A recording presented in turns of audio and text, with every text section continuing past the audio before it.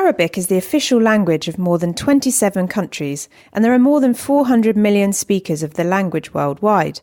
Yet in the US, for example, less than 1% of students study Arabic. Studies have shown that those who speak a second language not only earn more, but are in higher level positions than their monolingual counterparts. And there's no shortage of studies that point to the benefits of students at the K-12 level learning a new language. The National Research Council in 2007 found that children who study a foreign language show greater cognitive development in areas such as mental flexibility, creativity, and higher order thinking skills. Qatar Foundation International inspires meaningful connections to the Arab world by creating a global community of diverse learners and educators, connecting them through effective and collaborative learning environments inside and outside the classroom. Qatar Foundation International builds bridges across cultures by increasing the number of K-12 students in the Americas and the United Kingdom with a good knowledge and understanding of Arabic language and culture by increasing the number and quality of Arabic programs in state and public charter schools in the United States and other countries.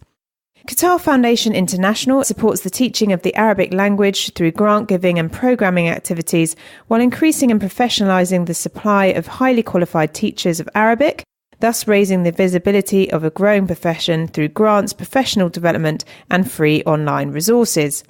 For more information on free teaching materials and available grants, please go to qfi.org and ispeakarabic.com. This episode is brought to you by the Mickelson 20mm Foundation, a non-profit based in Los Angeles, California, that supports and invests in leading-edge entrepreneurs, technologies and initiatives with the potential to improve access, affordability and student success in higher education.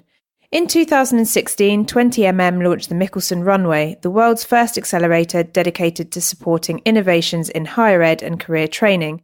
Both were founded thanks to the generous support of renowned spinal surgeon Dr. Gary K. Mickelson and his wife Isla. Visit 20mm.org and mickelsonrunway.com for more information. And now, a quick message from our friends at Class Central. It's been more than half a decade since free online courses from Stanford kicked off the modern MOOC or Massive Online Open Courses movement.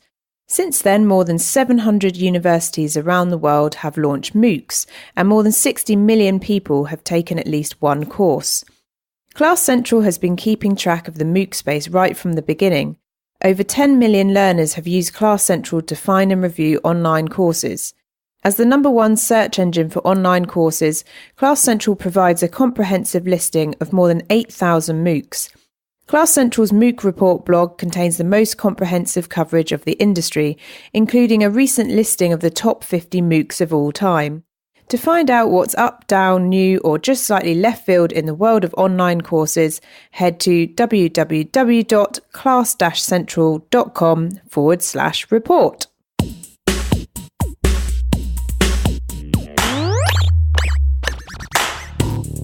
Hello and welcome everyone to this 6th edition of the ASU GSB Summit series on the Edtech podcast. My name is Sophie Bailey and this is the podcast dedicated to bringing together the spectrum of learning and talent innovation from around the world. Do let us know where you're listening in by dropping us a voicemail on SpeakPipe or on your phone and emailing via the edtechpodcast@gmail.com. This week, I'm delighted to share a conversation I recorded with Edsurge CEO and co-founder Betsy Corcoran back in May this year. If you haven't already checked out the Edsurge podcast, then I urge you to do so, as it always has a fascinating roundup of EdTech news and guests. In fact, it was listening to the Edsurge podcast which inspired me to set up the EdTech podcast way back in early 2016. Anyway, we get into all of that in our conversation. In this episode, we talk about how Betsy left her secure role at Forbes at the height of the economic recession to embark on some educational volunteering, dust bunny collection, and to set up Edsurge in a bid to better understand why the future technologies of learning were not making it into the everyday schools of California. We also talk yoga, egos, and high-stakes student academic and entrepreneurial expectation in the Silicon Valley, as well as what Hamilton the musical has got to do with personalised learning. But first, before we kick off, here's Deborah Quazzo with the GSV Cat perspective on Edsurge to set us up for this week's episode. How exciting! I think that what Betsy Corcoran did in establishing Edsurge really early in the development of the whole wave of personalized learning. And so she was really quite early. Today, it's hard to appreciate looking back because there's now been so much written about personalized learning and issues around data and privacy, et cetera, that when she really began to sort of create this media entity that became Edsurge, she was really very much ahead of the curve and very, very early. What you had was a very accomplished reporter, very accomplished person from the media who really decided that she wanted to bring to bear all of her talents into a sector she saw as critically important, but really lacking in fully transparent reporting and analytics. So I think what Edsurge has done a couple things. One, it has served as a convener for teachers and for educators and for leaders starting the K-12 sector. They've now expanded beyond that, but has served as a real convener to talk about real substantive issues around deployment of technology in classrooms. And then a sort of second phase of the business model was to build this called Underwriters Laboratory, almost research-based function where they really are looking at product by product. What does a product do? What is its efficacy? What's reported in by companies versus what's delivered on the research side? What kind of results are delivered and validated? So I think that that was just a sort of furthering of her mission around, started with convening of educators, but then she began to create a platform for educators to be able to select products as they were thinking about it, using them. So I think it's been a real critical media resource. It is for educators to start, but really everyone in the ecosystem as a go-to place for trying to get at real information about products and about issues. So it's really a multi-pronged platform that has really elevated the transparency within the education technology sector. Thanks, Deborah. And whilst we're on the theme of industry legends, you can also check out extra videos and interviews from the ASU GSV Summit team this week, including Marianne Wright-Edelman, founder and president of the Children's Defence Fund, Bill Gates in conversation with Deborah Quazzo, and a fireside chat between tennis star and education enthusiast Andre Agassi and Ted Robinson. For all this and more, join our weekly email or check in via the ASU GSV Summit, asugsvsummit.com, where the whole series is listed. A big shout out to the ASU GSV Summit, Qatar Foundation International, the Mickelson Foundation and Class Central for sponsoring this week's episode. And don't forget, if you're enjoying the series, you can drop us a review on iTunes where you can also rate the show. So, without further ado, here's episode 86 on industry legend Betsy Corcoran, and let us know what you think via Twitter at Podcast Edtech and at ASU GSV Summit. Have a great week.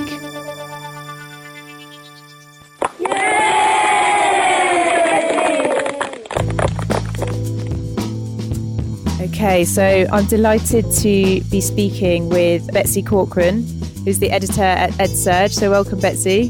Thanks so much. I'm delighted to be here, Sophie. Yeah, so we're both based in Utah tonight. I guess it's pushing 10 p.m. It is indeed pushing 10 p.m. Yes.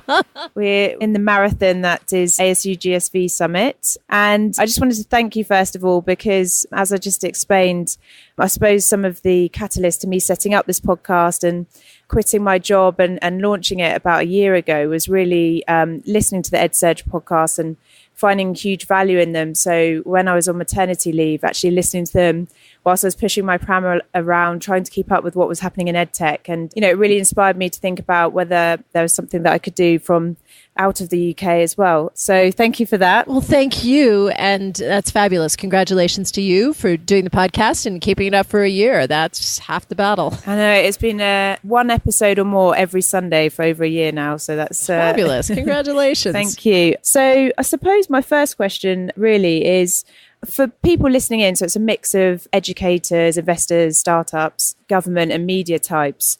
How long's Edsurge been going and how did it get started? So I remember listening to one of your episodes and I think it was around you and some academics and the discussion around it. I don't know, but what was the kind of initial story there? Sure. Well, I spent a long, long time as a journalist. I wrote for lots of publications, including the Washington Post and Scientific American and Forbes magazine. And a while ago now, it was surprising to me what a difference there was between the technology that I wrote about for Forbes and the technology that I saw in my kids' own school. My kids were in elementary school or middle school in California in Silicon Valley. And so you'd think that that would be a pretty cool spot to be in a public school. And although our schools are fine and our teachers are wonderful and marvelous, in terms of technology, there wasn't anything very different than what I'd experienced growing up a long time ago, and that seems strange.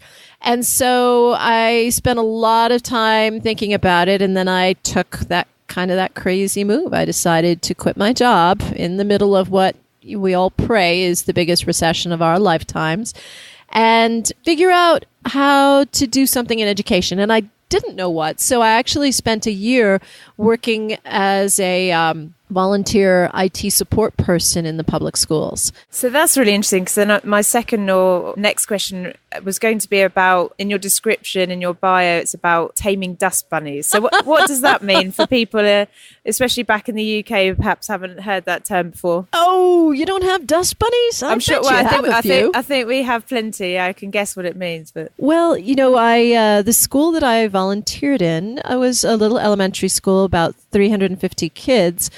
But like so many schools at this point in time, and this was 2010, so it wasn't that long ago, the school would migrate computers out of the library, where they had like a computer lab, into the classrooms. And so in a school of 350 kids, we were running 6 operating systems, which is ridiculous.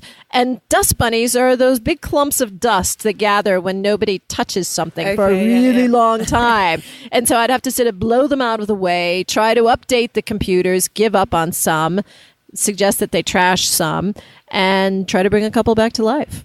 I thought it might actually be a kind of way of talking about what we might term Luddites, or people who aren't really interested in taking on the new ideas. But no, this actually means big clumps of dust that you find often under the bed, or in this case, under old computers.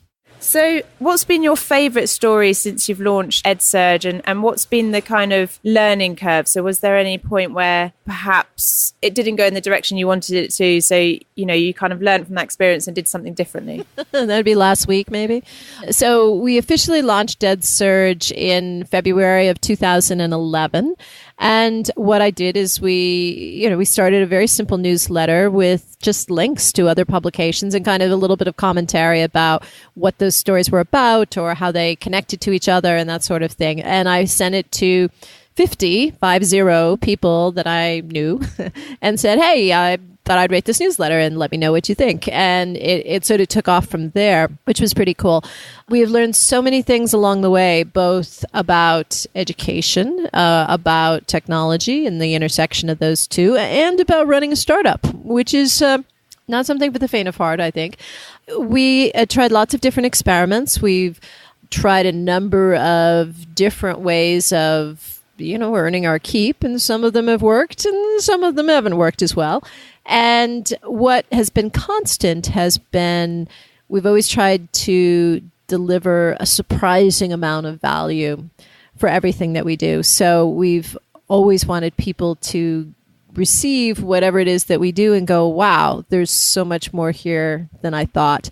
That's probably not the smartest business thing to do, but it gives me enormous pleasure and pride. It means that people really care about what we do. And so favorite stories, running into people, random people who say, wow, Edsurge has meant something to me. It's helped me change my life. It's helped me change my career. It's helped me change my teaching. It's given me a new perspective on what I'm doing. And that's made it worth everything. I was going to say that I think that Edsurge is quite responsible for sort of bringing together this nascent edtech sector. So obviously now it's coined Edtech, but actually we're at the very beginning of something still. And, you know, it's still quite scrappy out there sometimes. Yeah. And here's the really interesting question. I had a chance to do an interview today with Dr. Todd Rose, who's a professor at Harvard University and wrote a fascinating book called The End of Average. And the point of his whole book is there is no such thing as average. And yet everything we've designed, in schools particularly, is aimed at the average person. Well, it turns out that, you know, some people will learn some things faster than others. Some people will learn things more easily than others. And so we're now on this quest to personalize learning, to really say, hey, how do you learn best? And how do we bring the learning to you? And I think that that is a really exciting moment. Here in the United States, we have been all enthusiastic and kind of gaga, really, over this musical called Hamilton, which is opening in London in November. I saw the obviously famous tweets after the twins. Yes, yeah. What I love about Hamilton, there's many things to love, but what I loved about one of the interviews with the composer, director, choreographer, everything, guy who did everything, Lin-Manuel, was he said, the whole purpose of Hamilton is to eliminate the distance between the audience and the story. And I think that personalized learning is about eliminating the distance between the learner and what they're trying to learn. And that is a really exciting prospect. I totally see the trend towards personalization. There are some interesting critics out there that also write quite well around the topic. Where are the nuances in that as well? Oh, there's a ton of nuances. And there should be critics, right? Critics are a healthy thing. Yeah, absolutely. I deeply believe that and always will defend people's right to ask questions and to push back. Sure, there's a ton of issues, right? Included in those issues are, in order to do the kind of personalized learning that really sort of fits it to you, you have to know something about you. So that means we know a lot of data about you. Well, does anybody else have that data? And what happens if somebody else gets that data? So there have to be more protections and more safeguards, things like that. There is always a danger, especially in America, that we're looking for a silver bullet. And we think that there's one thing that's going to make everything perfect. And of course, that doesn't exist. But we always seem to be reaching for that. And that's a real danger, that in fact, the essence of personalized learning is really supposed to say, hey, you're going to learn differently. Yeah. Maybe you need to learn with a piece of paper and a crayon. Cool. So that's what you should do. And I think that one of the things that we've always tried to do at Edsurge is to be thoughtful about how we write about technology. It should always be that if the right answer, the right way to learn something is, hey, right now you need, a pile of sand or a piece of paper or a computer. Great. But figure out what you need first and then figure out what the right tool is. And that tool, again, could be a pencil. So you're very much based in the Silicon Valley. As an outsider, so we have this vision of Silicon Valley, so lots of, VCs, yoga, perhaps big egos. There's a lot of yoga. There's so much yoga. There's a lot of egos, yes. So far, you've got it pretty right. Yeah, I mean, you pick up a certain vibe. So, I mean, what's the flip side of that? So that's one version of Silicon Valley. Can you tell us about perhaps the other side of it that isn't that? Yeah, there are some real challenges. One of the center points of Silicon Valley, of course, is Palo Alto. Palo Alto, which is where Stanford University is located. It's sort of the epicenter of Silicon Valley in a lot of ways.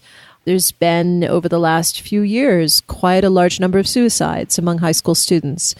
They feel, in many instances, a lot of pressure. They have some very high-achieving parents, families, and that's been hugely problematic, is trying to help kids understand how to live in a community or how to live in a world where the newspaper is trumpeting the fact that some 6-year-old has just, found the next element on the periodic table, right? Or like the cure for cancer, and yeah. That's right.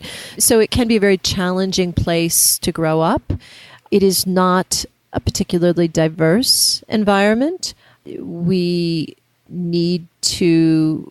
there is so much power and so much strength that comes from diversity, that comes from a diversity of points of view, comes from a diversity of backgrounds, diversity of, you name it, genders, racial backgrounds, education backgrounds. And Silicon Valley is at risk of being too homogeneous, too much the same. It's interesting you said that because I listened to the CEO of LinkedIn speak yesterday, and he was talking about the value of diversity, and I quickly had a search on their board, and I think it was almost entirely white with 2 women in marketing and HR, which isn't that surprising. Not exactly as diverse as you'd like it to be, right? No, and there's the same thing tomorrow, meeting the head of diversity and inclusion at Snap, and I did the same exercise there, and again it was quite similar. So I think there's this kind of conversation happening, but the actual practice is not perhaps. That's right. We need to make sure that great words are matched with deep action, right? There's a nonprofit in Oakland, the Kapoor Foundation, which has really been at the forefront of trying to get organizations, companies to really step up, step in, take seriously issues of diversity. They've done a great job. And we have a long, long way to go. Silicon Valley often does get accused of having kind of a frat boy sort of mentality. And there's truth to that. Now, there are still beautiful people there. There's thoughtful people. There are teachers and, all kinds of folks. But, could we be more diverse in Silicon Valley? Yes, I think so. So today, obviously, from one Betsy to another, obvious segue. Ouch, that's harsh. Sorry. And I've just read Tony Wan's article on Betsy DeVos's speech today. I didn't know if you had seen that in person or had any thoughts about what she said today, or just more generally about where her kind of policy direction is going. I did not, unfortunately, have the opportunity to listen to her speech in person. I think that everyone in the United States, and certainly in education, is really waiting to see what's the point of view of this administration. How will they take seriously everything from, issues of diversity to issues of equity? In the United States, we really have been struggling, not just in Silicon Valley, across the country. We've been struggling with how do we begin to make sure that every child has a fair opportunity. That doesn't necessarily mean an equal opportunity. It means the opportunity that gives them an equal chance to move forward. And we do expect leadership from our publicly elected officials. So I think we're waiting to hear words of leadership. The question of vouchers and so forth is really, really complex. At the end of the day, I think we all have to remember that the goal is to give every child a fair shot at creating a wonderful and, personally enriching life. It seems like there may be similarities to the grammar school situation in the UK. I don't know if so in the UK, our current government also sort of pushing to go more towards grammar schools again. So you do an exam, and if you pass that exam, you get into a perhaps better school than an average state school. And the similarity that I can see there between the sort of voucher system and grammar schools perhaps is those that can afford the prep to get into those schools perhaps might benefit. But I'm sure there are many differences between the two, but there's a lot of complexity. Just because someone is, in theory, given a choice doesn't mean that they actually know how to exercise that choice. It doesn't mean that they have the information that they need to exercise that choice. Or there may not be elements in their life that allow them to make a great choice. And so, you can say, sure, we'll give every kid a voucher, but if I'm a working mom and I can't get my kid across town, then I am potentially at risk in being locked in to a school that gets hollowed out if lots of other kids leave. Yeah. And so, once again, we really need to remember that this is about helping our kids. It's about giving the next generation a really great opportunity. And sometimes the wishes of the adults seem to take priority over the needs of the kids. Yeah, and I think even it sort of seems to have gone from what can technology do to what can technology do for teachers to now people realizing it's sort of learner led and moved on to that next round of discussion. Right. And so, there's a lot of conversation. And again, when I talk about personalized learning, I'm not trying to use a capital P and a capital L or any kind of trademark term. I think that many of the people who are most thoughtful about what personalized learning means say it should be student-led, it should be, student-centered, it is supposed to be about the kids. Once again, coming back to Dr. Rose's book about the end of average, he's got some really profound ideas there. Okay, I need to check that book out. One of my questions is, and I'd be interested to hear your thoughts on this. So there are lots of articles around sort of valuations of companies. So which companies have got the best sort of investment rounds and that kind of thing. How do we find out more in terms of either the revenues generated by those companies or the outcomes, so that the kind of conversation shifts to, which ones will perhaps have long-term sustainability, and just looking at those differences and the kind of number of articles on the former rather than the latter. So yeah, no, well, it's a pragmatic question, right? So privately held companies are not required to release data publicly, right? So the reason that sometimes there's a little bit of a fixation on the funding rounds is because companies will release the funding rounds because they're pleased with them. And it's a proxy because presumably the investors have spent a certain amount of time looking at things like the revenue or the results. And so and it's not a perfect proxy, but it is a proxy, right? And that's why it gets used so much, because other than that, unless you're a publicly traded company, you're not required to release any additional information about your profitability or your revenue or something like that. Now, there are other ways. There have been a number of meetings very recently here in the United States around efficacy and what the Jefferson Accelerator program. Exactly. And what can we say about the efficacy or effectiveness of different tools? And I think that, we're trying to figure that out. It is harder than measuring the effectiveness of a refrigerator.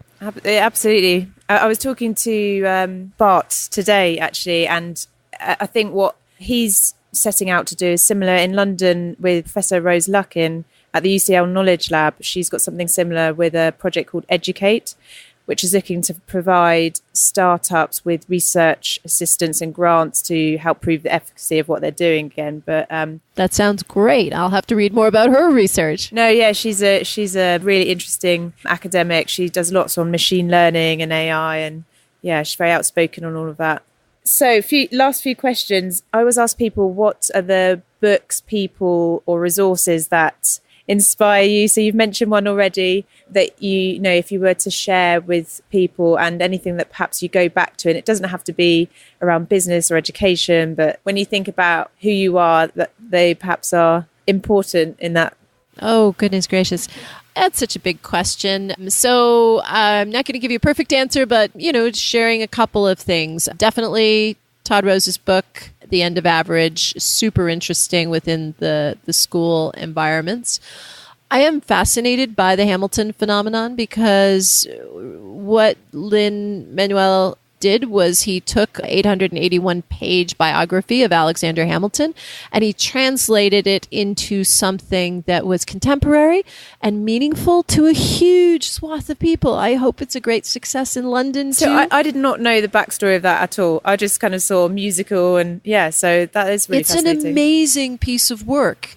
One doesn't want to go too crazy, but in some ways it's a little bit like what people must have felt like when they heard Shakespeare for the first time, because it's a remarkably contemporary piece of work, but based on this story that's more than 200 years old. And so I'm going. Yeah, go get a ticket if you can. So that's been really profound. Truthfully, Sheryl Sandberg, COO of Facebook, just came out with her book, Plan B, which talks about the aftermath of her husband's death. Yeah, I mean, it was funny because a lot of my friends and I have obviously read Lean In, and then you become sort of personally invested in her story. And obviously in that book, she talks about her husband quite a lot and how, I wouldn't be here if I didn't have that support as well. Not obviously from her husband, but from my own husband. But Yeah, and so I actually felt quite shocked when that happened, and so probably more personally invested in it than I thought I was aware of. It was quite a shock when it happened, actually. So I am one of the probably hundreds of people who can say that, Dave Goldberg actually was an advisor to me personally and to Edsurge. He genuinely was a giving and just a delightful human being, but mostly just a giving person who really gave of his time. And I was really impressed with Cheryl's most recent book, talking about how we deal with grief and how we deal with the traumatic moments in our lives. I think a lot of it's a death of a husband or the death of a child or family member is obviously very profound, but particularly for entrepreneurs, they go through some pretty big ups and downs. So you're talking about suicide rates in schoolgoers in Silicon Valley, but I know that it's also higher and mental health issues and depression with entrepreneurs as well. So, that it is quite a lonely pursuit sometimes. So that's a book that I've also found really interesting. Yeah, it's just come out recently. And then I'm going to give you a totally free plug. And this is horrible, shameless personal plug. But my husband is a book writer and is coming out with a book in August. And it's called Prepared for Anything Why Your Liberal Arts Degree is Worth More Than You Think. And in it, he talks about the value of a liberal arts education and talks about how some of the traditional things that we learn in the liberal arts degree through that pursuit of that degree makes us critical thinkers, makes us creative. And in a world where we're very enthusiastic about coding, does everyone have to be a coder? Maybe not. So please consider this an absolutely shameless plug for George Anders' book, Prepared for Anything. And so what's his background in terms of writing that, and what does he do? Oh my gosh, he's a book writer. He wrote for the Wall Street Journal for 30 years, was part of a Pulitzer team. In fact, you'll be pleased to know we met in London. Ah, there you go. Whereabouts? Well, we both worked in London. So. Okay, amazing. That is really interesting. And I think it's quite timely because obviously all of the discussion at the moment is about jobs directly going into careers, becoming quite a vocational exchange and skills-based. And actually, when you think about what people are saying about automation and who will kind of remain outside of that, is the kind of humanizing aspects of it, is what makes us creative and what can't be replicated. So yeah, yay for humanities and all of that. Yay for humanity. It is kind of fascinating to think that in some ways we have this growing interest in machine learning. And yet what we really also have simultaneously is a growing interest in how we do more creative learning, personalized learning that helps us not just do the rote stuff. So interesting tension there between the two. And I like your thoughts on coding as well, because this Sunday's episode is with Ted Fujimoto, and that was a fascinating interview. And he was, he relayed our current obsession with coding to when he was at school doing keyboarding classes. Right. And does it become just a utility? And do we need to actually have that much about the mechanics of coding, or is it just being able to understand of the concepts that you can brief and so on? So some of these conversations we had about, at least in the United States, when we started introducing science education way back when, and I'll be mistaken about the dates because it's a little late at night right now. Yeah. But if you go back and you read the history of introducing science to the school curriculum, they raised a lot of the same questions. Are we trying to teach everyone to be a scientist? Are we trying to teach the scientific mindset? We now do believe that the scientific mindset is a really positive thing for kids to have. You also have a writer's mindset when you teach how to write. And the coding folks say, well, there's a coder's mindset too. So, sometimes the only mindset that we somehow leave out of the conversation is how do we have a playful mindset? And that's another part that would be nice to keep into between all of them as well. Yeah, exactly. Playful mindsets like that. How do you relax? You've got a very important job. It's very busy. Well, we're here I'm at 10 going to bed p.m. after this interview. Yeah. I'm sorry. I don't know. I like to swim, and I think that I am very, very fortunate. I have a terrific family and great, very supportive husband who's also got, as I said, his own great career too. So that's probably the most fun. And if people are listening to this, they're interested in what you're doing. Obviously, I think you're on Twitter, or certainly Edsurge. Sure. Yeah. Please follow us on Twitter. Follow us on, at Edsurge, or I'm just Betsy with an underscore after Betsy. Please follow us on Twitter. Please subscribe to an Edsurge newsletter. We have 3 newsletters that we do these days. Edsurge Innovate was our sort of original one, and that's aimed at a little bit of the entrepreneurial mindset. Edsurge Instruct, which comes out on Thursday. So Edsurge Innovate comes out on Wednesdays. Edsurge Instruct, which is a little more teacher-focused, comes out on Thursdays. And then for the last little year and a change, we've had Edsurge Next, which is on higher education. Ah, very interesting. Sign up for all 3. And 3 for the price of 1. 3 for the price of 1. And the price is 0. There's no paywall with Edsurge? No, there isn't. There we go. And final question. So what are your plans internationally? So Edtech's becoming more and more international. Well, that will have to be a secret that you and I will have a longer conversation about. There we go. All right. Well, thank you very much, Betsy. Thank you. Appreciate it.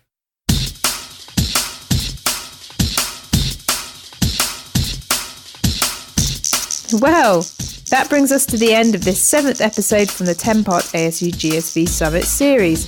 Don't forget to sign up to our newsletter to find out about upcoming meetup drinks, cool jobs currently circulating, and other announcements. For full references, show notes, and book recommendations, go to theedtechpodcast.com. And for competitions and more, go to our Facebook page, www.facebook.com/podcastedtech. If you like what you hear, why not drop us a loving review on iTunes? And come back next time for our following episode featuring a focus on Australia and EdTech.